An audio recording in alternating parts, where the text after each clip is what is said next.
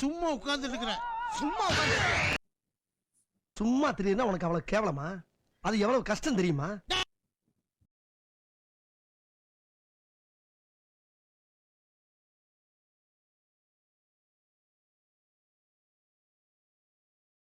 Dear friends, today we are having an eminent entomologist, an IR alumni as well as TNU alumni, my close friend, and an IFS officer. At present, he is conservator of forest working at Jammu. Today, he has agreed to spare his time with the students to facilitate them, to motivate them, to guide them. And he is having very good hobbies as well, like bird watching and so many other things. Very, very studious, very focused person. He is the best person to guide you during this stressful time. You just make use of this opportunity. And now I request Dr. Kumar to interact with you. You can start now. Fine. Okay. Thank you for the kind introduction. It's a pleasure, joining you all for the small discussion. And to begin with, kind of enabling environment that we have in our curriculum days, study periods has undergone much change except for the gadget that use. But it's always going to be a different task, reading books and reading through modern gadgets like mobile, smartphone and tabs, these things, and we are not used to these things in nowadays. So mostly we depended on books and other study materials. They were all those are all printed and Xerox materials.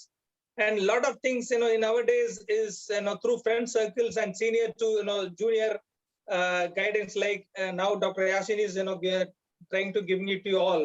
This is what shaped all of us, most of us, during our graduation days to post graduation, in a way that our entry into the ICR or IRA fellowship gave us a platform for further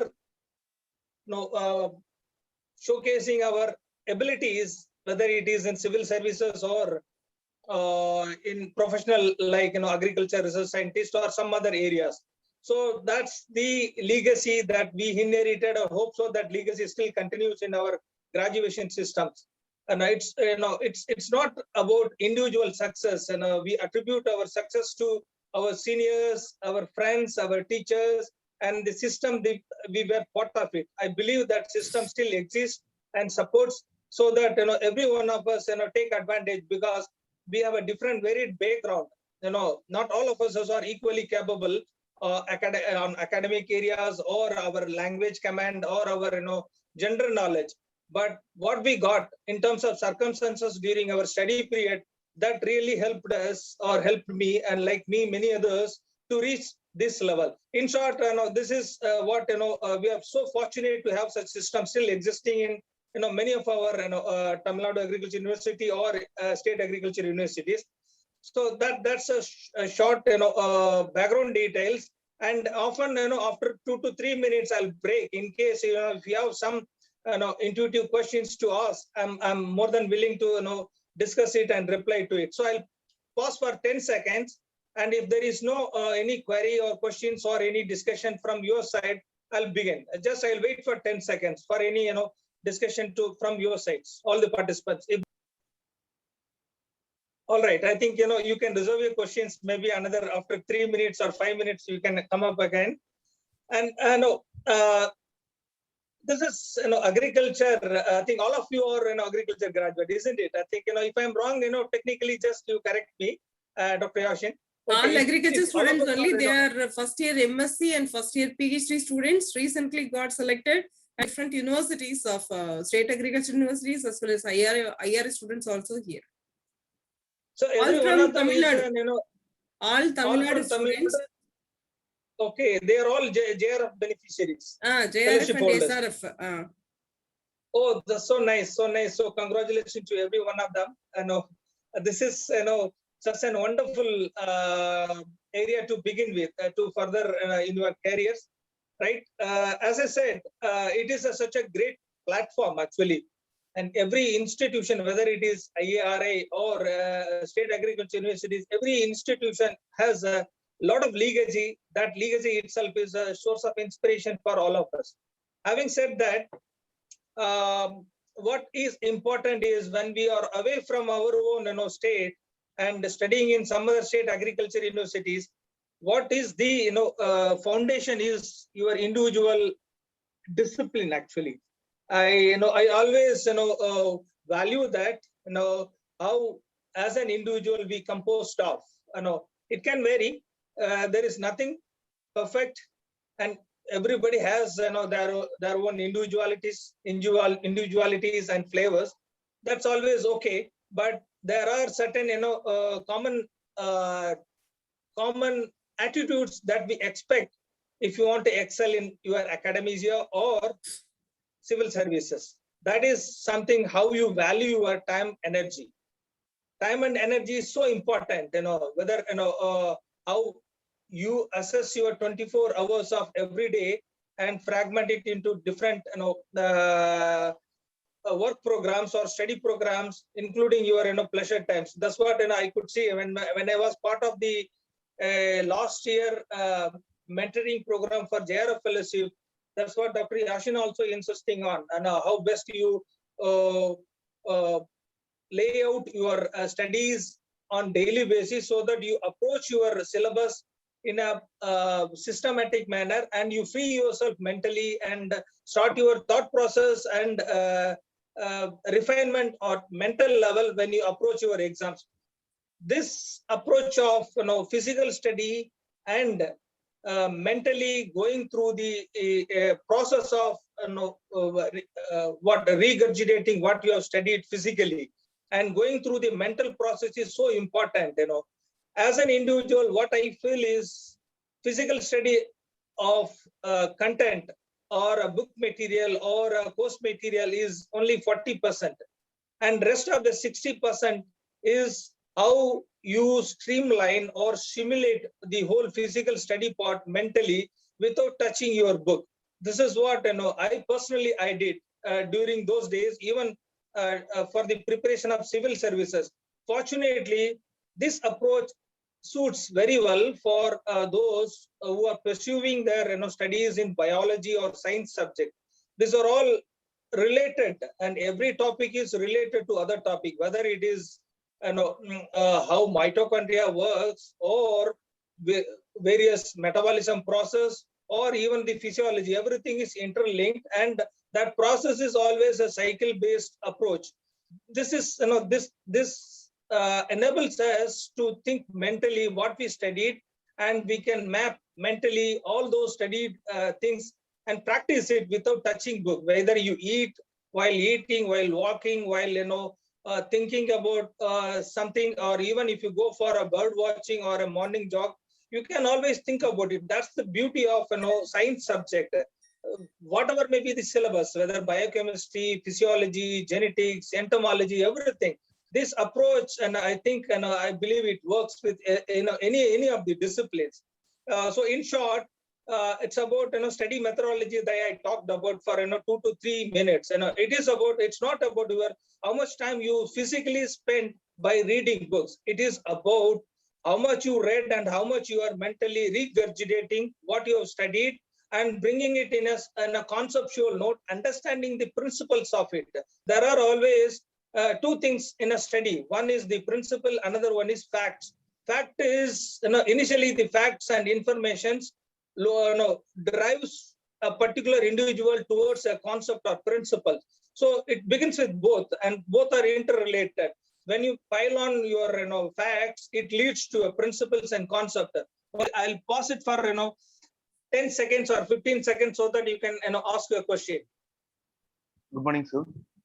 Yeah, morning. This is Tirumala. Yeah, Tirumala, please go ahead. Sir, just I have issues, sir. That what are the things I studied are only kept in a short duration or short span of time. How can I transfer it into long-term memory, sir?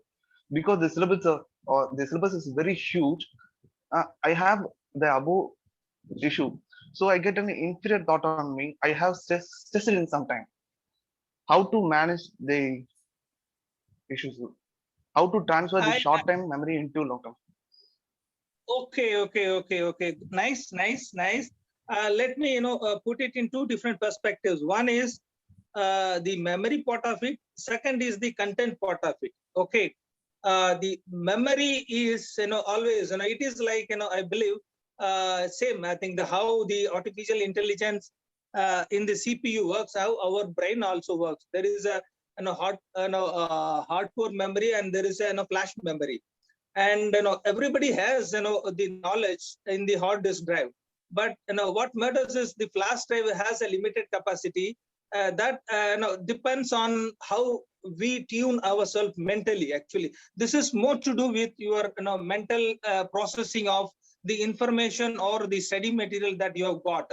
This is related to memory. Memory is related to, again, the study methodology and how your frame of mind at the time of studies, or even the non-study time. That it's such a beautiful area, one to spend time qualitatively every day, at least half an hour or 1 hour, how you are approaching your study mentally. And it is something that you have to learn it by practicing it. For me, short-term memory or long-term memory, it's all related to the study process itself. The study process, what I mean is, in science, this is what I refer to. Physical study is hardly 40% actually. Whatever you study and you close your books, whether it is C4 cycle or any other cycle, you close your books. And when you close your eyes, what you see is the photogenic imagery of the cycle, like the cycle itself. Somebody, if you, somebody can recall that if you think of a particular answer to a question, and you also see what you have written on the margin of the note. This is what photogenic imagery or photogenic memory is all about. You see the whole text in the form of an image. But what I mean is, image is a preliminary form of memory. The more depth understanding of the memory is the conceptual and principal part of it. The principal part, while seeing the imagery part, you have to link, you have to understand the cycle, and you have to lead imaginarily from one stage to next stage. This comes with repeated regurgitation of mentally regurgitation or simulation of what you have studied. And plus, there is another advantage, while going through this mental simulation process. And the best thing about science subject is correlative remembrance. Actually, you have to correlate a C4 cycle with water stress management, actually, or maybe the other C5 pathways with water state management. This is how one has to correlate. For example, the other area, how antibiotics works. When you understand the cellular mechanism of different channel, sodium channel or potassium channel, even in whether it is entomology, whether it is cell biology, whether it is biochemistry, all depends on molecular biology of how different gateways operates, and how the antibiotics react on a particular gateways, or how it mimics the in entomology what we call acetylcholine esterase, the enzyme receptors in the synaptic nervous system. It's all related. How best you correlate what you studied, but the study is not on standalone basis. The concept needs to be understood in a much broader way. How the example I quoted, how the antibiotics works, how the water stress mechanism works in a cellular or molecular level. Once you put yourself into this frame of mind while learning a particular concept, and after learning it physically, close your eyes or close your books, go for a walk, and think about those topics, and and then you will realize where is the missing link in your the overall understanding, or what do you call the imaging of the whole topic. Then you will encounter certain blockages in your the pathways. the blockage or the blackout or the lack of information will lead you to the deficiency in study methodology. So that's how I evolved myself. Even if I enjoy my studies in that way. It's all about how you correlate your study topic with the present requirement, whether it is physical requirement or how the technology drives the current applied world. It is in both ways. For your own personal understanding and for your own understanding of the applied science. It's all correlated. Applied science as well as the physical physiology part of it. Everything has to be linked. You have to mentally map the process and you have to live through the process. And it's not about sitting in a room while walking, while playing, while discussing. You have to parallelly process these things.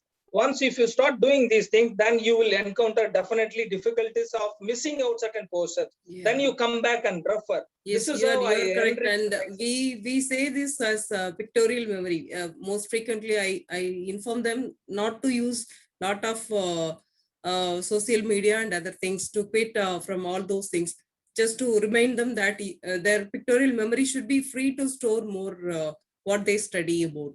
Second issue, why I refer to facts and principles, and most of the facts are garbage today. Yeah. It doesn't lead us to any principles or value systems. Arigan And, Anna used to say, like, reading a wrong book is just like following a blind person. So exactly, Absolutely, yeah. that's what I feel like. Most of the time what they are reading is, it is of no use for them at this stage. They may read it when they are getting retired or after that. So that kind of leisurely books they are reading are something like what is not relevant to their area of expertise they are following. So I think maybe a little bit my experience of how they can structure their reading nature. I can share my opinion or experience how I used to make myself on reading part. One, I think it's like one should have a layered reading books. Actually, layered means kind of, one is giving you the pleasure, the other one is you have to exert certain energy level to understand the concept and philosophy or spiritualism, right? Even the textbooks or the civil services book, whatever the books that we read, mostly other than comics and fictions, these are all books where you have to spend certain amount of energy to understand your purpose of reading is being achieved or not. And from there it comes the issue of the inability to spend energy and understand the essence of the reading. That's why we often have the tendency to get carried away on reading the comics or fictional books, where what we get is like watching a movie, and you see the way the entire issue is being presented to you. You enjoy the presentation, but you don't get into the content and the factual part of it. So that's how most of us wasting our time reading fictions. But what I the way I structured myself about during my college period is about, I used to have different range of books where though certain books can give me the joy of reading books, simply the joy of reading books, and there are other categories of book like Fountainhead. This is one book of Ayn Rand. It's a cult book actually. It's a worshipping of human being or the creation of human being, everything. So this is one type of book where you get kick off being a human itself. And there are other range of books where you have to spend much more energy and time to understand the essence and principles, like one understanding about the unconsciously conscious state of mind, without spending much of energy believing in spontaneity and believing that you are unconsciously conscious in your awakeness. And this is something that one has to invest energy and time. So this is how you have a range of books where you can enjoy the reading itself Second, if you are high in energy, you can read those books where you have to spend time and energy to understand essence of it. Even if you read 2 pages, that's more than enough to re-energize you for the whole of the day. So you should have different range of books. And somebody, if he is more interested in facts and content, they can always have books related to facts and content about the best of the things in automobiles and best of the things in science and best of the things in defense area, best of the things in new acquisitions about India. So it's all about study is all about having a different range of books, but that kind of books has to be carefully chosen, because the last question is about short-term memory and long-term memory. I think hope I will I have something to say. I said it and you understood it, because why it is important having a short-term memory or long-term memory. Ultimately, you reach a level where there is no short-term or long-term memory. It will be the same memory. This is what we have to try. And the memory is all about writing a same concept for a two mark questions, or writing the same concept for a 20 mark questions. This the 2 mark question is all about your principles, and the 20 mark question is all about your facts, principles, examples, and how the principles has been applied through applied science in our real life. This is how I face out my own reading of any topic for a 2 marks or 20 mark. The first question is economic barriers. Okay. How to handle the economic barriers? Is it on personal front or obviously it is on personal front. It could be on personal front only, because they don't think at society level at present. Oh, I was glad to know that if they are thinking at society level. Okay. If it is at personal level, okay, fair enough. And then it's always personal level lead you to the society level understanding. Good enough. I think every one of you have a JRF fellowship. No, they have not yet received money. None of them received money. And the universities are saying after first year completion only they will be giving money. Just because of this COVID situation, most of the time they are offline, online, something like offline and online and offline. It is all changing, keep on changing. Means many times they went to college again, they sent back. Situation is a little bit stressful for the students at present. So they have not yet received any fellowship so far. I think that could be the reason why he asked this question. Okay. To tell my personal experience based my opinion is very simple actually, and everybody has one pair of legs and one pair of hands and beautiful one pair of eyes and a very healthy brain, isn't it? So we are all fortunate to have complete perfect system working in perfect order, isn't it? Right? And if you have been blessed with these things and you have a basic level of education, absolutely, I love to spend my time in I have a curiosity on many areas, like not to worry about your financial status. You go and enroll yourself and work there for 4 hours or 6 hours and earn while learn. Okay, this is something in agriculture, and every one of us is so blessed. And the second issue is that you can always if you are a homebound guy, you can rear poultry, and you can do whatever the small kitchen garden you can do, and you learn a lot actually. The water stress and how it exhibits in different leaf withering phenomenon and insects, and how you have to treat organic farming. These are all things that you write based on your reading on answers in your civil services or exam. But when you apply yourself, you will understand a lot. Mulching is one simple concept we never practiced, and the same mulching can be done in a small backyard kitchen.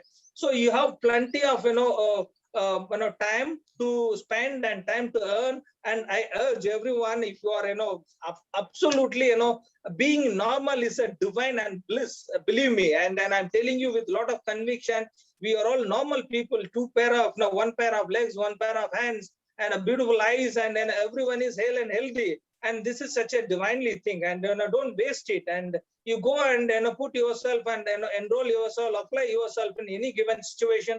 Try to learn, and even if you get 100 rupees for 4 hours, please do that. And this is my simple answer to you. Once you understand this, you will understand the the hardship of other people, you will find, people giving 10 rupees for a discarded material as a raw material to cook and eat for them. For us, it is a matter of discarded material. For them, it is a survivable. So this is how the society, or different people in society cope themselves, whatever is available. And for us, we have a basic education, knowledge, and a very healthy body and mind. We should use it. This is in simple my reply to that question. Okay, we'll move to next question. Means in many instances they are facing partiality, and after entering into a new place, new university, new environment where they couldn't even understand their language, they feel like they are being partial in their treatment. How to overcome this kind of favoritism? Okay, and we have been through this issue. It's more of a mental blockage because we also migrated from Tamil Nadu for our graduation, post graduation and PhD to Delhi, and we face this issue. This is a mental blockage. This is what I believe, and and it is a reality to some extent as well. By this hierarchy or partiality or some sort of inequality, it will be there always, whether it is a gender-based inequality or whether it is a color-based inequality, whether it is a language-based inequality, or whether it is your whole stature-based or nature-based inequality. It will always be there. And in such scenario, what we can do is best you accept it, and accept it as it is existing, and don't mind it. The moment you mind it, you will always have the tendency of magnifying it beyond the proportion. So what I feel is you don't get into a system that it doesn't exist, and wherever you be there, it will be there. But the issue is how you are approaching it. For me, even if it is there, accept it and understand it, and better you go through the process of it, and you convince yourself that you are not alone in this process. Yes. Every one of us is being through this process, so you feel like the person who is putting you to this discomfort has also been endured this discomfort. The difference between you and him is he hasn't understood it. He is repeatedly doing it to some other person. In your case, if you have gone through and you have understood it, you don't do it to anybody else. Yes. This is what I feel, and we should do it and we should follow it. Very excellent explanation, and that should be the attitude towards the people. One more question from Gokul. The balance of time between academics and preparation is hard to maintain. As we are preparing for our SRF as well as competitive exams, can you please give some idea how to prepare, how you manage your time? Good. Absolutely good. See, it is not about the balance as we say, based on the success that we are expecting to achieve. Actually, it is nothing to do with balance or our understanding of the balance in the prism of success that we would like to achieve.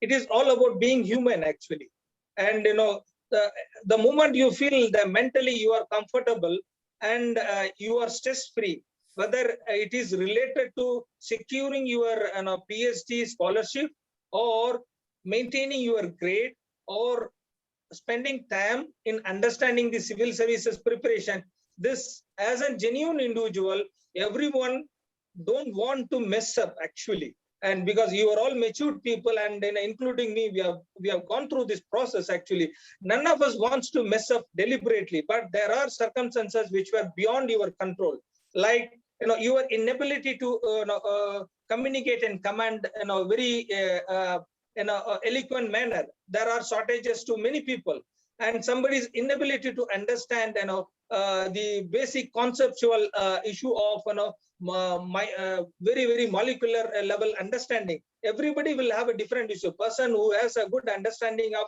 memorizing scientific names may have little difficulty in DNA profiling, understanding of the concept of the DNA profiling.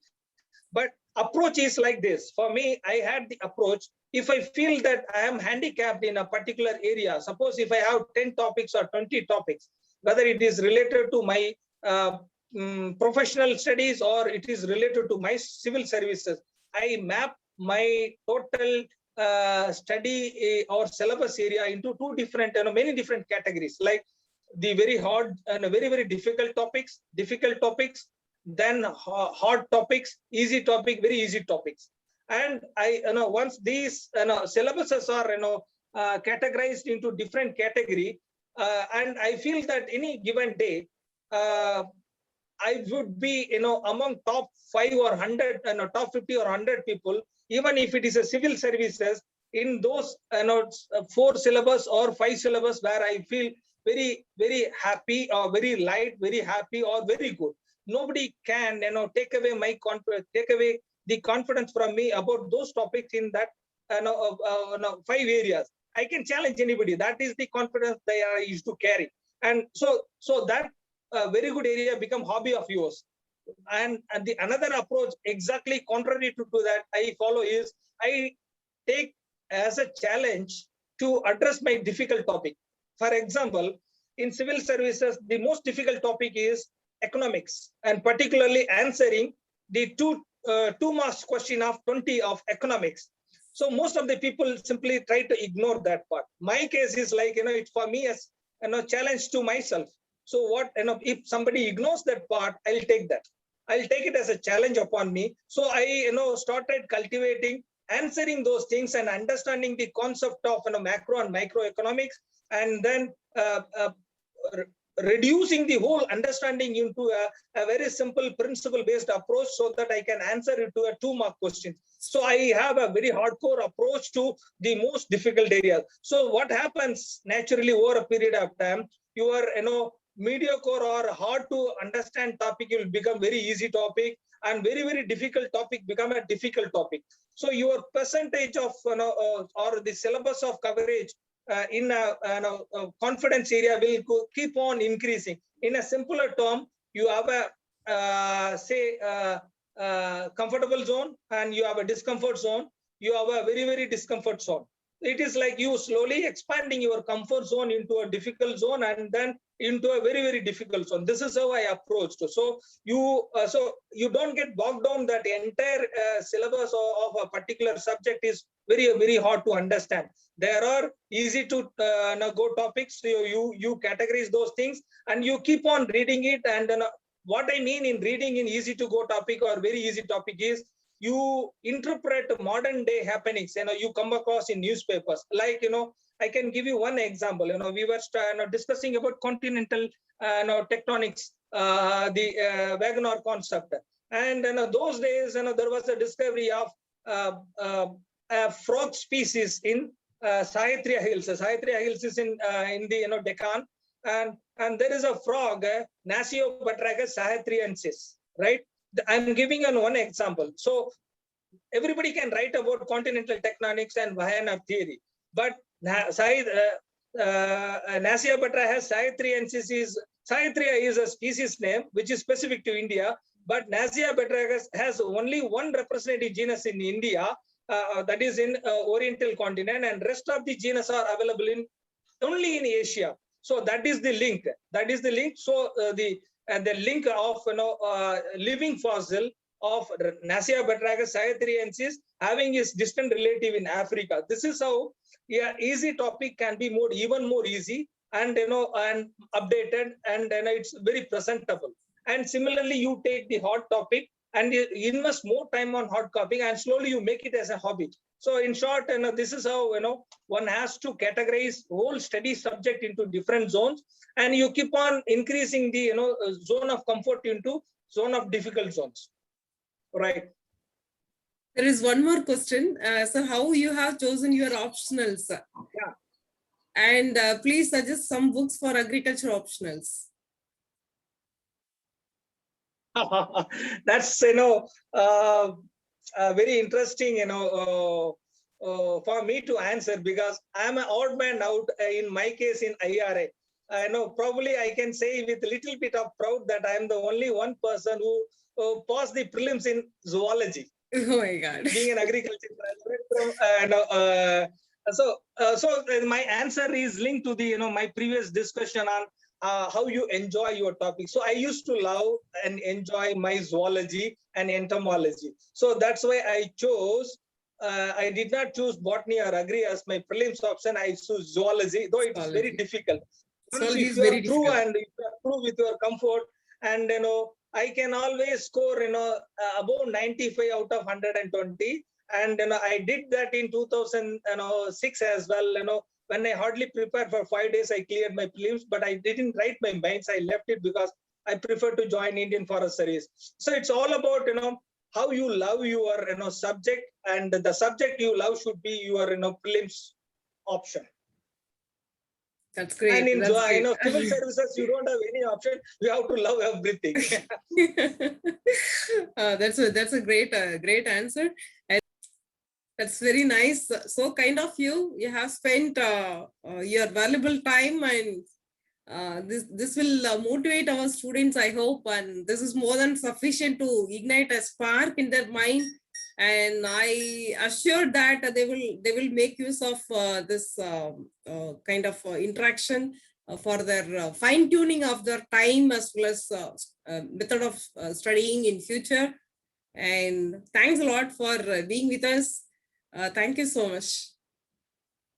Thank you, Dr. Ashton, and all the best to everyone. Keep enjoying yourself. All the very best. Thank you. Thank you, Dr. Ashton. Thank you.